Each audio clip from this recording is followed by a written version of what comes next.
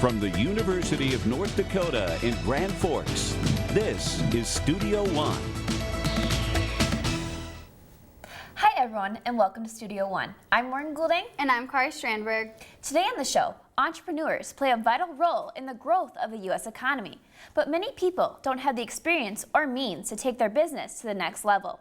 One young woman helps these hopeful ventures take off. Also, manners often start and end with please and thank you. We'll learn about an etiquette expert who takes no elbows on the table to the next level. But first, the Federal Bureau of Investigation plans to expand the system for tracking violent police encounters. This includes fatal shootings. The new system will keep track of any incident that causes serious injury or death to civilians. A senior FBI official calls the current method a travesty. The agency says that tracking police use of force is now its highest priority. This new system is expected to be in place by 2017. 80 college students got sick after eating at a Chipotle restaurant in Boston. After initial testing, health authorities say these people showed the presence of norovirus.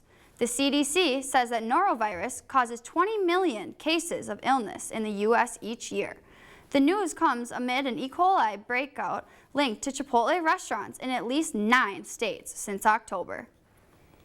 Today's shoppers have many ways to save money. Although technology is making the shopping experience more user-friendly, recent coupon trends show a preference for paper.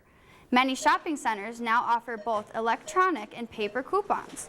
A new study by creditcards.com shows that even in the younger, tech-savvy generation, physical coupons are used twice as much as the electronic method. At Target, printed coupons are tailored specifically to each customer. A lot of coupons that are printed out are maybe past purchases or similar products to what they've already bought, whereas online coupons, there's still a learning curve. Sutter says that by being open to trying the new electronic coupon method, shoppers will be exposed to a larger list of items to save on. Customers can also benefit from cashback rebates and other apps that offer price adjustments. 3 billion pizzas are sold in the U.S. each year, and there may be a reason behind this national craving. Scientists have found that cheese has actual addictive properties. A study published in the U.S. National Library of Medicine says your addiction to the dairy is based on the way it's processed. Cheese contains an ingredient called casein, which is a protein found in all milk products. When casein is digested, it releases opiates that impact our dopamine receptors, triggering the addictive element. 25 million kids ride the big yellow school bus to school every day. Most of these school buses don't have seatbelts for their riders, but a new policy recommendation could change that in the near future. School bus drivers can have quite the entertaining job. Just ask Terry Tuinder in East Grand Forks, Minnesota. There's one boy and he doesn't talk very often, and it was towards summer, and I don't know where this came from, but he started singing. He just all of a sudden, "School's out for summer," and he was just really loud, and we just laughed. The number one goal for bus drivers is to keep kids safe at all times. But most buses don't have seatbelts because they're not required. Well, I think the greatest thing is to have the kids stay seated, and if they do that, then everything works fine and dandy, and there should be no problems. The National Highway Traffic Safety Administration recently said it recommends seatbelts should be installed on school buses. But it's up to the school districts to fund the estimated $7,000 to $10,000 per bus that it would cost to install seatbelts for every passenger. New Heights Elementary Assistant Principal Peggy Dunn is finding less expensive ways to educate her students on bus safety. We want our students to treat their bus and their bus drivers like they would as if they were with their own families. Bus drivers hand out certificates to students who have shown good behavior on the bus. Our philosophy is positive behaviors are rewarded, and our students are absolutely thrilled. Peggy encourages her students to form a relationship with drivers that goes beyond who drives the bus. I know every single kid's name, and I know who they are and how they respond and act, and we just have a good time. They're fun. Terry says he tries to keep his bus environment fun, as long as the students are acting respectful, responsible, and safe. I'm Brian Rogers, reporting for Studio One. There are currently 6 states that require seatbelts in all school buses. The National Highway Traffic Safety Administration hopes that number will grow in the upcoming months. And that's the news for now. Thanks, Kari. Let's go now to Emily Pogatshnik for the weather news. Emily? Thanks, Morgan. Here in the weather studio this week, we've been taking a look at some flooding in Oregon, mainly parts in Portland, due to some heavy rainfalls. Some areas could see up to about 7 inches of rain, and that rainfall included with washing away many sidewalks and streets. And there are reports of some landslides and damage to roadways caused by the flooding. And here we'll see a little kitty take matters into her own paws as she decides the best way to get across the rushing water is to swim across the water. The cat's owner safely recovered the would-be catfish and no doubt took her home to dry off. And in Portland, they've been receiving, or in areas around there, have been receiving about 1/4 of an inch of rainfall just about every day so far this month of December. And with that added rainfall, it continually makes the ground really saturated, and that can actually bring up the water table. Now, the water table is the boundary between the saturated soil and the unsaturated soil in the earth. And with the heavy rainfall, it actually brings that water table up, and that's where you can start to see some issues where water seeps into basements and could potentially ruin some foundations. Now, there are homes that are set up to pump that water away, keeping them nice and dry. And when we go into drought-like seasons, we can see that water table recede, which brings another issue as well. It could actually dry up some water wells that aren't nearly as deep as others. And with the first snowfall comes the first round of winter cleanup, and there are a few things you want to be aware of before you grab that shovel. That first blanket of snow can be beautiful, but it can also be a pain. Wynne, Associate Director for Safety at UND, says shoveling's not just an inconvenience. It can also lead to a number of injuries. You'd also have the slipping, tripping, falling on the ground. You get obviously bruises, sprains, strains. You can hurt your knees, your hands. Wynne says there's also risk to those with heart conditions or high blood pressure. Once an individual gets into a cold atmosphere, the heart has a tendency to increase its workload, tries to pump blood faster. Wynne also says that many people make the mistake of putting on too many layers of clothing when shoveling snow, and they forget about the exertion that's involved. And in that situation, you want to have clothing that you can remove or at least allow to open to ventilate. Even your choice of footwear can save you a trip to the emergency room. People don't think they need boots, so they serve more than one purpose. They serve the purpose of stability. They serve the purpose of protection against the cold. Whether it's wearing the proper clothing or being mindful of pre-existing medical conditions, having safety in mind may keep you and your family healthy for the holidays. This is Mike Rouser reporting for Studio One. Another way to avoid injuries while shoveling snow is to actually stretch your muscles beforehand. And that brings us to our weather question of the week. Which tip is true for shoveling snow? Is it keep up with the storm, wear breathable layers, stay hydrated, or all of the above? Now, Morgan, there are people who do perish every year while they're shoveling snow, so it's very important to keep yourself safe. All right, thanks, Emily. Let's go now to Kari for the feature story of the day. Kari? Thank you, Morgan. For many families, table manners and nightly dinners have been pushed aside in recent years. I had the opportunity to meet one woman who believes it's important to preserve these lost traditions.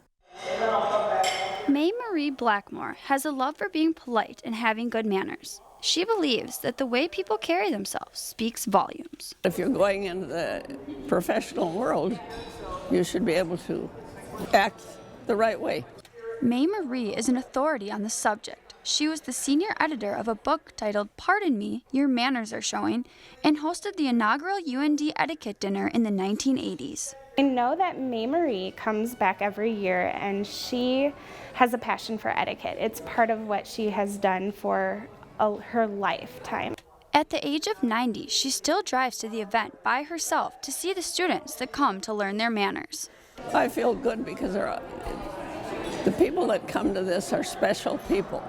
The etiquette dinner is a multi-course meal, with each course preceded by a lesson. Whether it's networking over napkins or fidgeting with forks, there's something for everyone to work on. I find it extremely invaluable to the students that can attend, and I think it really does set you up for success. May Marie loves the positive feedback that she receives from the students. There's one in particular that stuck with her. I knew more than anybody else at the table, I thought. UND. After a long night of learning and a full tummy, everyone is ready to go home, but not without leaving on a polite and positive note.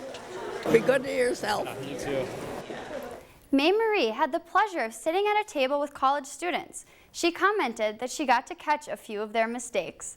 Morgan, she was quite the character. She seemed really eager to help teach all the kids about their manners. And who knew etiquette could be so fun? Thanks, Kari. Apple, now a world leader in technology, started in a home garage. Next, we'll talk to a woman who dedicates her life to making business dreams a reality.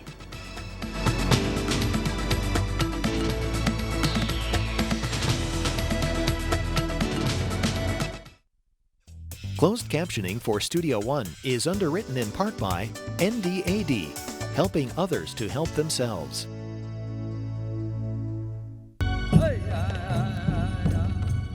For me to go to college, it was a big step knowing that I'm pursuing a better future for myself. When you know that you have a small system there that you can still find comfort in, it really makes a difference. The support here and everything that they offer for us, you know, the tutors, the free meals, the family, the friends, basically just somewhere for you to relax and be comfortable and find that home feeling again.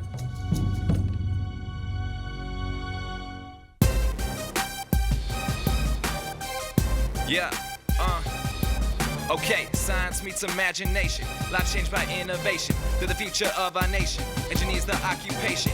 UND College of Engineering and Mines. Invest in your mind to stay with the times. Formulas, machines, and all that's in between. They teach it all from wall to wall to help you succeed. Come on, it could be electrical, chemical, or civil. Our world-class staff will help you make it all official. Mechanical, petroleum, geology align at the UND's College of Engineering and Mines. Okay, become a leader, prove yourself among all your peers. Changing the world begins right here. You're not alone, but in the plan, we'll take your hand and help you stand with mentorship and advising. We'll do all we can. Okay, so if you wanna join the party, simply calculate. The math adds up, so never think to hesitate. Education, leadership, and dreams combined at the UND College of Engineering and Mines.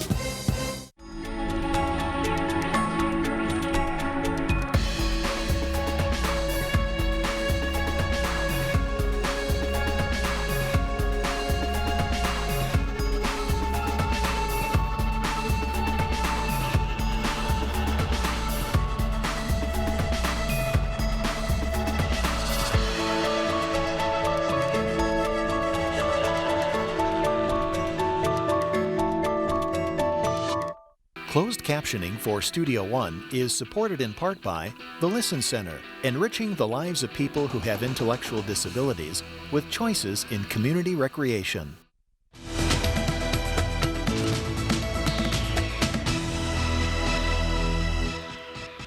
A study by Enterprise Nation shows the number of people under 35 starting a business has risen more than 70% since 2006. At the University of North Dakota, the Center for Innovation helps these ventures get started. Business specialist Emily O'Brien is with us today to talk about her experience as a young entrepreneur. Thanks for joining us today, Emily. Of course. All right, let's first talk about this cool award that you got in a business magazine. What was that all about? Yeah, so Prairie Business has this thing that they do every year, I think towards the end of the year, called 40 Under 40. I was nominated by my boss, Bruce Jovig, and you have to get nominated in order to receive the award. And I'm guessing that they select specific people, but yeah, it was a pretty cool honor to receive. All right, well, congratulations. Thanks. And you were one of the youngest people, you're 23? Yep, yeah, as far as I know, I think I'm the youngest one that's ever received the 40 Under 40, so wow, pretty cool. Amazing. Yeah. So what do you do at the Center for Innovation? Like, what do you and your colleagues do? So the Center for Innovation is a tech incubator on the University of North Dakota campus. I help entrepreneurs with their startup companies, with business plans, marketing plans, financial analysis, and then we also have a lot of internship opportunities for students, so we kind of help guide them in the right direction and just kind of take care of whatever gets thrown at us that day.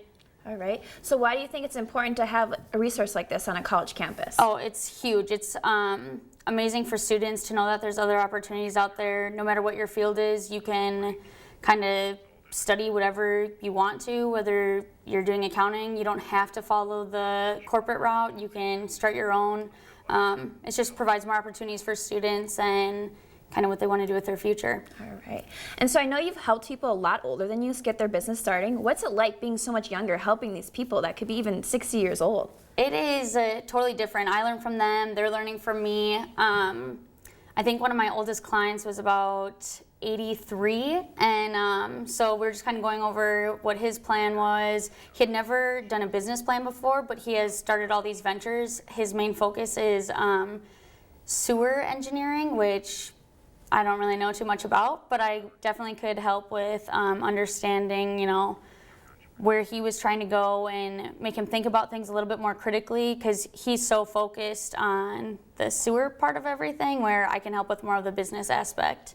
Okay. And I know you're involved in other organizations like Dakota Venture Group. Like, what does that do for the students? Yeah, so Dakota Venture Group is a student-managed investment fund. We just closed our fund in August at $1.4 million. It allows students to invest in startup companies. We manage all the money. We screen companies. We network. We partner a lot with Gopher Angels down in the Twin Cities, and so we look at the companies that they're looking at and do a lot of syndication with them. All right. So you as yourself an entrepreneur, what kind of ventures are you working on right now? So I was just in Mexico almost 2 weeks ago, and we're helping start an art and music festival down there. It's in a little village called Chacala. It's a little Mexican fishing village.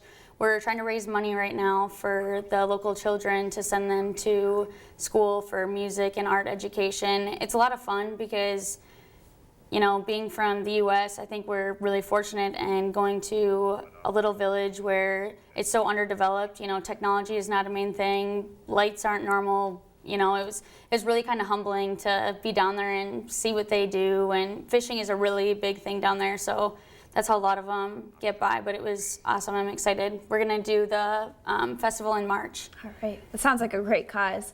So what obstacles have you faced as an entrepreneur personally, though?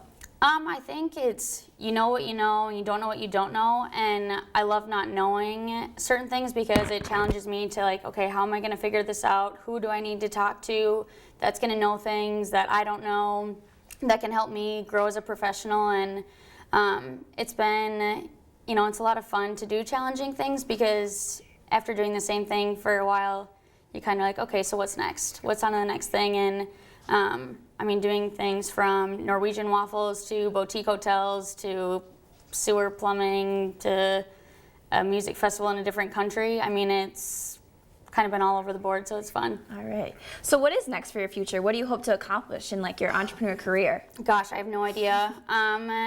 You know, I'm really focusing on the art and music festival right now. Definitely love, like, working with the clients that I'm with right now. Just kind of helping them grow their business ventures, and love what we're doing with Dakota Venture Group. We just had a Student Venture Capital Summit in November, and so we had students come from all around the nation to come and visit North Dakota. We went to the Ralph and had a dinner there, and people just couldn't believe, like, Grand Forks, North Dakota really has stuff to do. And so, you know, it was fun to teach them what we do with Dakota Venture Group. I'm just kind of caught up in the moment, doing what I'm doing there, and see what happens. So one last quick advice, what's your biggest thing for someone that wants to get started? Don't forget why you started. So push forward. It's never going to be easy, but just keep pushing forward and know why you started doing that. All right, well, thanks for joining us today, Emily. Thank you for having me. The holiday season is often filled with lots of cheer and even more food. Next on Studio One, learn why one woman's holiday treat is always a hit.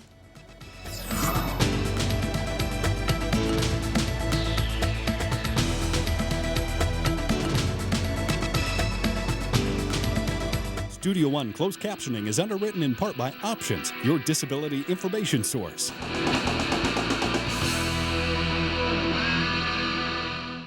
North Dakota is facing challenges in healthcare delivery. The University of North Dakota School of Medicine and Health Sciences is building a place to help meet the state's healthcare needs. In addition to a new structure, we're also building interaction between healthcare professionals while building a workforce through expanding class sizes. We're inspiring our youth to engage in healthcare careers and exploring ways to reduce disease. It starts here and ends here, building a better future for North Dakota.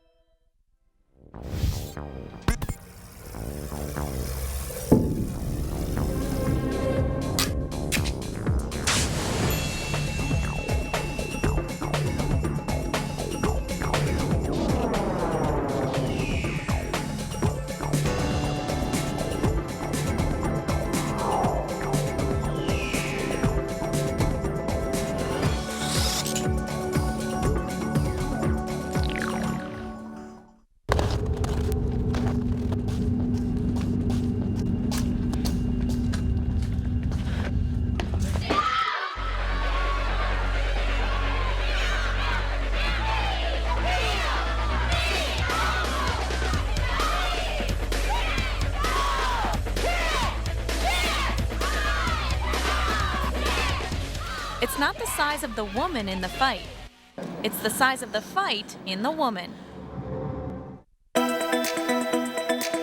Really admire the faculty. They're the ones that kind of helped push me through this. Courses are hands-on and interactive. The communication program has so many different facets to it. One of the great things about the staff in the communication department is that they love what they do. They encourage you to really critically think and analyze everything you're learning. They're so into it, and it makes you want to be into it. To have the future you want and a career you'll be proud of, you'll need a great education. The University of North Dakota can get you there with more than 225 degree programs, preparing you for today's fastest growing, high-demand careers, like medicine and health professions, aerospace, business, engineering, and energy. Schedule your campus visit today at und.edu/go, because to succeed, you need to be exceptional. If you would like to attend a live show, go to our website at studio1.und.edu. The holidays are here, along with the opportunity to give. During this time, families come together and often exchange gifts. Children and adults create wish lists filled with their dreams and desires. We wanted to know what you're asking for this season. Family, friends, everybody be happy. Put a smile on everybody's face. Make the kids have fun. I'm actually not asking Santa for anything, but I'm asking for used books from anyone who has them, like relatives who are cleaning out their closets. Kind of cheesy, but I would like my family to be happy and healthy. But really down in my heart, I want my dog to get potty trained. What I would really like for Christmas is for people to realize what the real meaning of Christmas is. I would like a computer. I want peace and happiness for everybody, and I truly want everyone to believe in Santa, because if we believe, we will truly receive. I would like peace on earth and a 180-pound dumbbell. Family cooking and traditions go hand in hand. A local business takes a sweet approach to traditional cake and serves it up the German way. Most businesses start with an idea, but this one started with a simple question. Finally, I asked her one time, "Can I help you?" And she said, "You can mix the custard, but don't scorch it." Karen Schwant immediately fell in love with cooking kuchen with her mother and wanted to sell these classic custards to others, but was hesitant about starting her own business. So I asked my mom if she wanted to help me bake and we'll sell them. She said, "Oh, that would be so much work." And then I kind of just let it go. I thought about it for 20 years before I started doing this. She began by selling the German pastries out of her hatchback van, but she quickly found out she couldn't keep up with the demand. Karen knew she had to sell her custards through a larger market. She wrote multiple letters to local grocery stores, but got no response. So she decided to take matters into her own hands and went there herself. I just kept talking, and he was standing there, and finally said, "Okay, we'll give it a try, but if they don't sell, we'll pull them out." I've been in there a good 6 years now. Not only has Karen taken on German cooking culture, she has also embraced some of their philosophies. The Germans have a saying that you work like there's no tomorrow. So I guess that's me. But for Karen, this isn't just work. She's spreading her love for kuchen with others. It brings a lot of good memories back. It's just a lot of fun. I enjoy doing this. I like to make people happy. Reporting for Studio One, I'm Brady Kappas. Right now, Karen is making 72 kuchens a day for upcoming holiday shows. She makes 65 flavors from peach to cottage cheese. Morgan, she was so cute, and those kuchens look delicious. Yeah, the perfect thing to bring to a holiday potluck. Thanks, Kari. Now Emily joins us in the studio with a final look at the weather. Emily? Thanks, Morgan. For temperatures for the next week, the eastern coast is going to be pretty warm, with it being a little bit chillier on the western side of the United States. Precipitation for the next week, most of it's going to hang out around the South Dakota-Nebraska border, but otherwise most of the country might see a little bit of snow or even some rain in the next week. And that brings us back to our weather question of the week. Which tip is true for shoveling snow? And it's actually all of them. And shoveling snow snow is just like another form of exercise where your heart rate goes up and you can burn quite a bit of calories. And Morgan, I do have one more tip for you, and that is to push the snow, not lift it. All right, thanks, Emily. And that's our show for today, and the last for the season. Thanks for watching this year. We'll be back with more news and stories in February. As always, you can follow us through social media or get more information on our website. From all of us here at Studio One, have a great holiday.